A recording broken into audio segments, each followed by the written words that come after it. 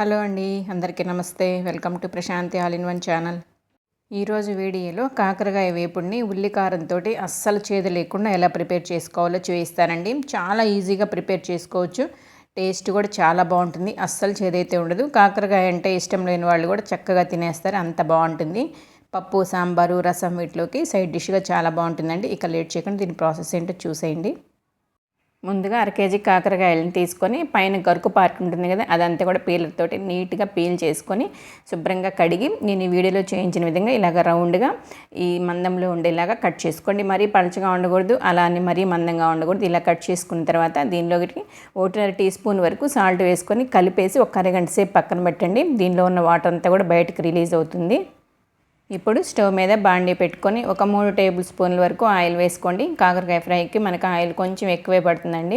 ఇప్పుడు ఆయిల్ బాగా వేడైన తర్వాత ఇప్పుడు దీనిలోకి 1 టీ స్పూన్ వరకు తాలింపు గింజలు వేసుకొని వీటిని కలుపుకుంటూ కొంచెం ఎర్రగా వేగనివ్వండి. చూడండి, ఇలా వేగాయి కదా. ఇప్పుడు దీనిలోకి ఒక 2-3 రెమ్మల పచ్చికరివేపాకు కూడా వేసుకొని ఇది కూడా బాగా వేయించుకోవాలి. ఇదంతా ఇలా వేగిన తర్వాత ఇప్పుడు మనము కాకరకాయలు ఉప్పు వేసి పెట్టుకున్నాం కదా, ఇప్పుడు దాంట్లో నుంచి కొద్దిగా తీసుకుంటూ గట్టిగా వాటర్ అంతా కూడా పిండేసి మనం తాలింపులో వేసుకోవాలి. కాకరకాయ ముక్కలన్నీ కూడా బాగా గట్టిగా పిండి తాలింపులో వేసుకోండి. చూడండి, మొత్తం పిండేసిన తర్వాత వాటర్ అయితే వచ్చాయండి. అలా వాటర్ని మనం పిండేసి తీసుకోవడం వల్ల మనకి సగం వరకు చేదు అనేది పోతుందనమాట. ఇంకా దీన్ని ఇదంతా కూడా బాగా కలుపుకుంటూ వేయించుకోవాలి. ఇప్పుడు దీనిలోకి ఒక 1/2 టీ స్పూన్ వరకు పసుపు వేసుకొని ఇదంతా కలుపుకుంటూ వేయించుకోండి. ఇది మనకు వేగడానికి కనీసం ఒక పావు గంట టైం పడుతుంది కాబట్టి ఇప్పుడు దీనిలోకి కారాన్ని ప్రిపేర్ చేసుకుందాము. ఇప్పుడు చిన్న మిక్సీ జార్ తీసుకొని దీనిలోకి 2 మీడియం సైజు ఉల్లిపాయలు ఇలా సన్నగా పొడవుగా కట్ చేసుకొని వేసుకోండి. 1 కేజీ కాకరకాయలకి 2 మీడియం సైజు ఉల్లిపాయలు అయితే కరెక్ట్గా సరిపోతాయి.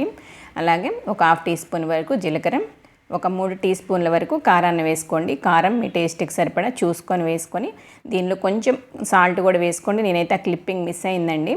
అలాగే ఒక 7-8 వెల్లుల్లి రెబ్బలు వేసుకొని మరీ మెత్తగా కాకుండా నేను ఈ వీడియోలో చేయించిన విధంగా ఇలా కొద్దిగా బరకగా మిక్సీ పట్టుకొని దీన్ని ఇంకా పక్కన పెట్టుకోండి. చూడండి, మనం కారం ప్రిపేర్ చేసుకునే లోపు మన కాకరకాయలు దాదాపుగా అయితే వేగాయి. ఇంకొంచెం వేగాలి. ఇంకొంచెం సేపు వేయించుకుంటే చక్కగా ఇలా వేగాయి. చూడండి, ఇలా వేగితే సరిపోతుంది. ఇంకా మరీ ఎర్రగా వేయించుకోవాల్సిన పని లేదు.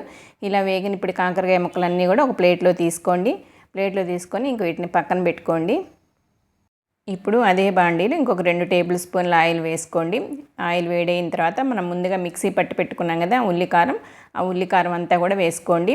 వేసుకొని ఇది కంటిన్యూగా ఆపకుండా కలుపుతూనే ఉండాలండి. ఇది కొంచెం తిక్కుగా ఉంటుంది కాబట్టి త్వరగా అడుగంటుతుంది. అందుకని ఫ్లేమ్ని మీడియం ఫ్లేమ్లోనే ఉంచుకొని కంటిన్యూగా కలుపుతూనే వేయించుకోవాలి. ఇది మంచి స్మెల్ వస్తుందండి వేయించుకునేటప్పుడు. కొంచెం కలర్ కూడా చేంజ్ అవుతుంది. ఇప్పుడు దీనిలోకి కొద్దిగా సాల్ట్ వేసుకోండి. వేసుకొని ఇది కూడా కలుపుకొని ఇదంతా కూడా బాగా దగ్గర పడి ఆయిల్ బయటికి రిలీజ్ అయ్యే వరకు ఇలా కలుపుతూ వేయించుకోవాలి. చూడండి, ఇలా మనకి ఇదంతా కూడా బాగా దగ్గర పడింది కదా. ఇలా దగ్గర పడితే మనకి ఇంకా ఉల్లికారం వేగినట్టేనండి. ఇప్పుడు దీనిలోకి వేయించి పెట్టుకున్న కాకరకాయ ముక్కలన్నీ కూడా వేసుకోండి. కాకరకాయ ముక్కలు వేసుకున్న తర్వాత ఎక్కువసేపు వేయించుకోవాల్సిన పని లేదండి. ఒక 2 నిమిషాలు వేయించుకుంటే సరిపోతుంది. ఇప్పుడు ఆ ఉల్లికారంలో కాకరకాయ ముక్కలన్నీ కూడా బాగా కలిసేటట్టు కలుపుకోండి. ఇలా అంతా కలుపుకున్న తర్వాత ఒక 2-3 రెమ్మల పచ్చికరివేపాకు వేసుకొని ఇది కూడా కలుపుకుంటూ 1 నిమిషం పాటు వేయించుకోండి. ఇదంతా కూడా ఇలా చక్కగా వేగిన తర్వాత ఇంకా స్టవ్ ఆపుకుంటే ఇంకా మనకి ఎంతో టేస్టీగా ఉండే ఉల్లి కారంతో కాకరకాయ ఫ్రై అయితే రెడీ అయిందండి. చాలా బాగుంటుంది. చేదైతే అస్సలు ఉండదండి. పప్పు, రసం, సాంబారు వీటన్నిటిలో కూడా సైడ్ డిష్గా చాలా బాగుంటుంది. మీరు కూడా ఒకసారి ట్రై చేయండి. చూశారు కదండి, వీడియో నచ్చిందా మీకు? నచ్చితే మాత్రం లైక్ చేయడం అస్సలు మర్చిపోవద్దు. అలాగే నా ఛానల్ని సబ్స్క్రైబ్ చేసుకోండి. పక్కనే ఉన్న బెల్ సింబల్ని ఆన్లో ఉంచుకోండి.